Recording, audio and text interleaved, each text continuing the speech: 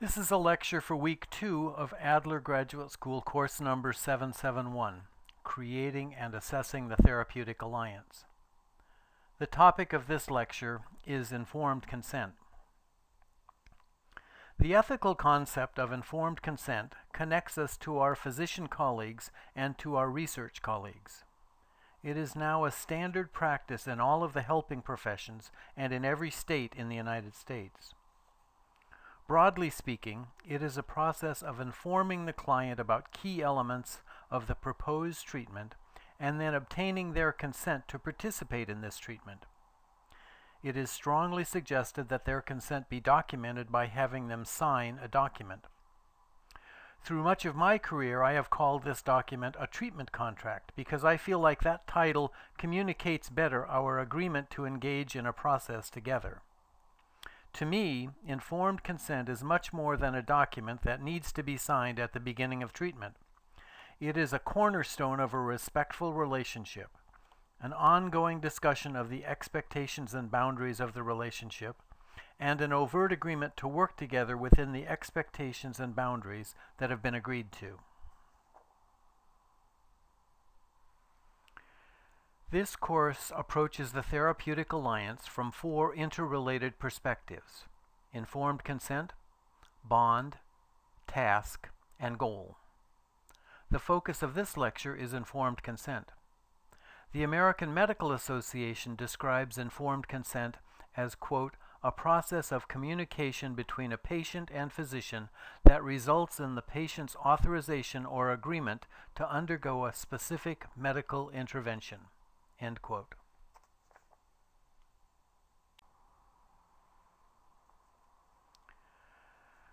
Dr. Kenneth Pope is a psychologist who has written extensively on ethics in psychology and psychotherapy.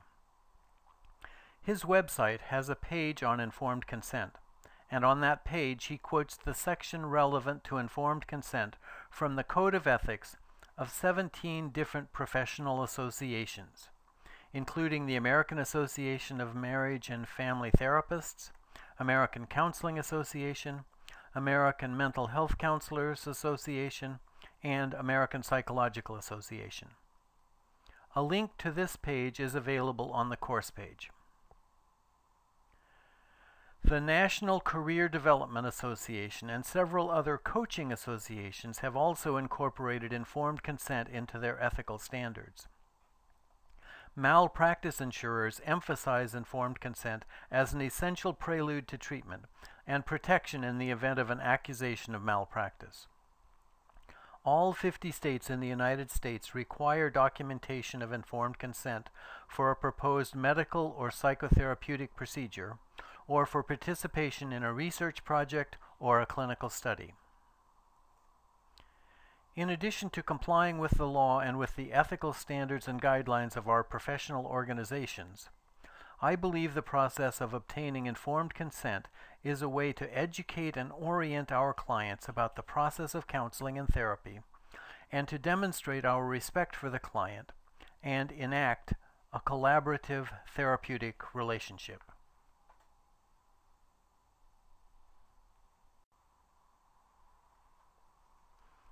Informed consent is based on the recognition that individuals have rights to freedom, autonomy, and human dignity. Standards for medical experimentation were defined by the War Crimes Tribunal at Nuremberg in 1949, establishing a new standard of ethical medical behavior. In 1988, Paul Applebaum, a physician, and Alan Meisel, a psychologist, published an influential and widely cited article in Archives of Internal Medicine. In this article, they describe, quote, 2 different ways in which informed consent can be implemented. The event model treats informed consent as a procedure to be performed once in each treatment course, which must cover all legal elements at that time. The process model, in contrast, tries to integrate informing the patient into the continuing dialogue between physician and patient that is a routine part of diagnosis and treatment. End quote. I see the need for both types of informed consent.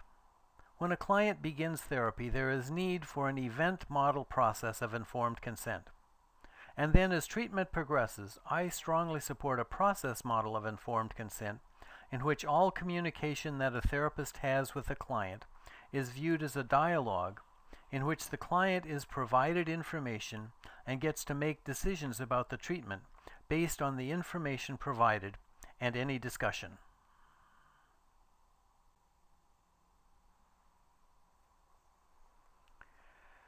There are 3 phases in the event model of informed consent. First, the therapist is obligated to describe the intervention, procedure, or treatment that is being proposed and to present the risks and benefits of that treatment. The training and qualifications of the therapist to provide this service is also discussed at this point, as are the boundaries on information sharing. It is critical to identify situations that a therapist is mandated to try and prevent. Suicide, homicide, and child abuse are identified in most states' law. This is also a good time to discuss answering service, email, recording of the session, and contact outside of the therapist's office. For years, I worked in a very small community and frequently saw my clients in the community. I got into the habit of letting them know in our first session that if this happened, I would follow their lead in any interaction we might have. Clients have a right to know any alternative treatments that are available, as well as likely outcomes of the proposed treatment and these alternative treatments. It is very important that information be presented so that the client can understand it and that the client have a chance to ask questions. Second, the therapist must evaluate whether or not the client has the capacity to understand the information and is competent to make an informed decision regarding his or her health care and treatment. State law usually defines an age of consent for medical treatment. The consent of one, or in some cases with a divorced family, 2 parents may be needed for a child. After competence and capacity are determined, the therapist must determine whether or not the information provided was understood. Third, the client must acknowledge that she or he has been informed and express their consent. This is usually done with the signing of a document, often in the initial therapy session.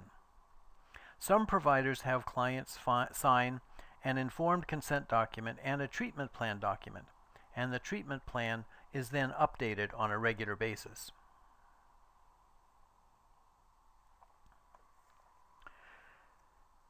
The essential components of informed consent vary from state to state and from one professional organization to another. It is your professional responsibility to be aware of the standards that apply to you. Another way to approach this is to consider what information you would like to know about your therapist and about the therapy that he or she is proposing to you if you were beginning in therapy. The 2004 article by Pomerantz and Handelsman that is required reading for this unit proposes a series of questions that a client might like to discuss. I think it is important to discuss your training, theoretical orientation, and qualifications to provide the proposed treatment.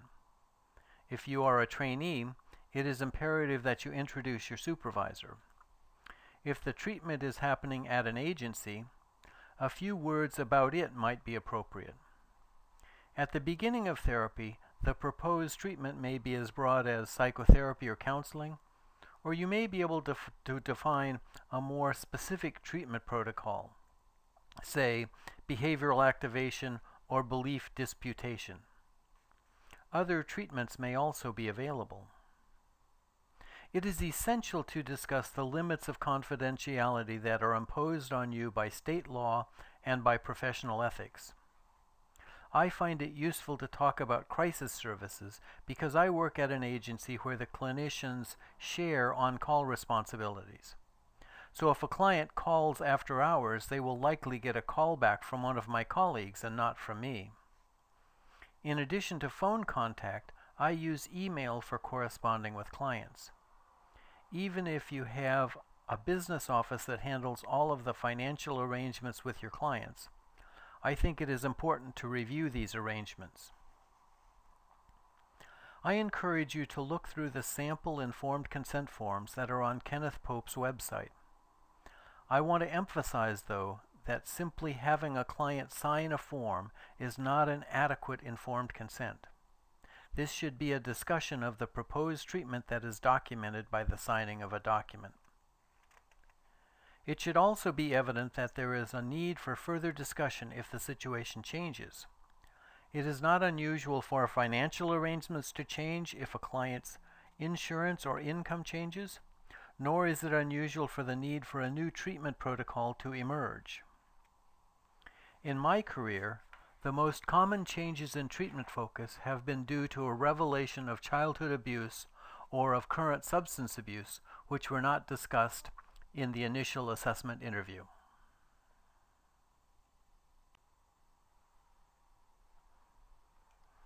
I believe informed consent is a foundation process for a respectful relationship. Individual psychology explicitly identifies education, the providing of information, as a therapeutic process. Educating the client about the choices he or she has with regard to treatment, empowering them to make choices, and respecting the choices they make are central to individual psychology treatment. I like to think of the client and I as working together based on our respective areas of expertise. The client is an expert on their experience and their psychological makeup, while I am an expert on personality, psychopathology, and change processes.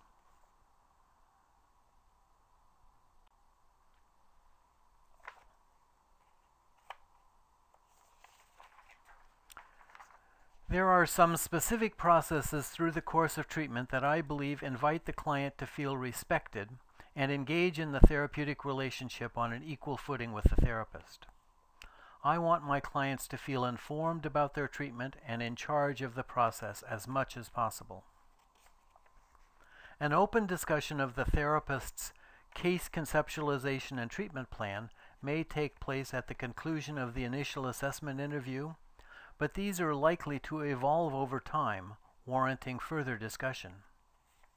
Some therapists view the case conceptualization as a hypothesis that is evaluated and updated by the ongoing process of therapy, and some agencies require a periodic review of the treatment plan.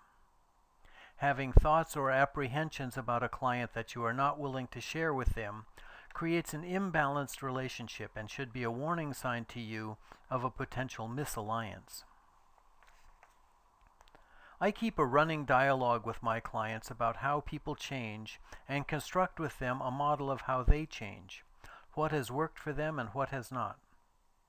With most of my clients, I begin each session with an agenda up on a whiteboard in my office, which I have culled from my review of my notes of our last session. Clients are actively encouraged to delete items from the agenda or to add items to the agenda. I also have clients complete a symptom-based questionnaire on a regular basis as one way of monitoring process. DSM-5 has questionnaires specifically designed for a variety of diagnoses.